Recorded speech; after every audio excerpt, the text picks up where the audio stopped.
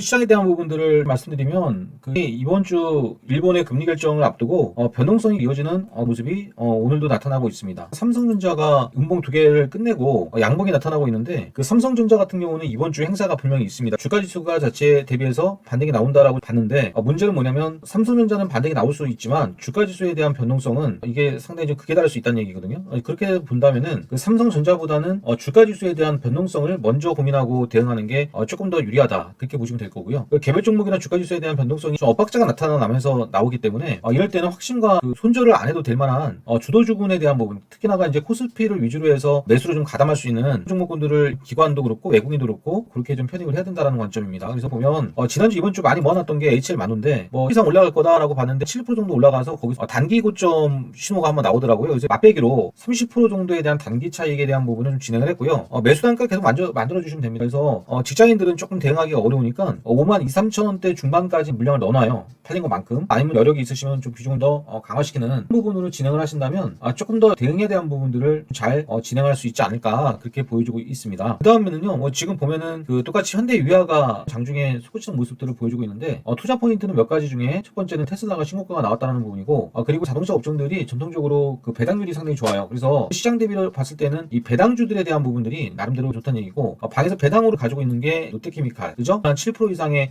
상승 흐름을 보여주고 있고 두 번째가 포롱인더와 현대제철인데 물론 얘네들이 윗꼬리를 또다시 다는 이런 모습들을 보여주고 있는데 조금 비중을 다 챙기신 부분들이거나 비중이 적으신 분들은 무조건 뭐든 줄여서 이런 배당주들에 대한 투자를 조금 더 집중하시는 게 일본의 금리 결정을 앞두고 나름대로 자산에 대한 좀 안정성을 기하는 투자 방식이 아니겠는가, 그렇게 보여주고 있습니다. 그래서 어저께 예를 들어서 두산 로보틱스만 가지고 계시지 마시고 비중을 차익 실현해서 일부는 거래소에 HL 만도가 됐든 뭐가 됐든 이런 쪽에 대한 밸류가 있는 주식들을 조금 더 편입을 해서 조금은 가볍게 가라는 말씀을 드렸는데 이것은 충분히 이해를 하실 수 있지 않을까, 그렇게 기대를 하고 있습니다. 그렇죠? 롯데케미칼, 현대위아, HL 만도 이런 거 좋았다는 얘기고요. 그 다음에 거래소 같은 경우도 보면 추가적으로 GKL이라든가 상시적으로 봤을 때 그리고 보면 하나생명이라든가, 왜냐면 이런 애들 전부 다가 그 배당력이 있는 애들이잖아요, 여러분들. 그다음에 두산이라든가 주식회사, 그다음 어저께 LS라든가 또는 한국전력이라든가 이런 주식들이 반등이 이렇게 쭉 나온다라는 부분들은 아무래도 시장의 수익률 자체를 커버하려고 하는 쪽에 대한 메이저들이 계속적으로 매매에 가담을 하다 보니까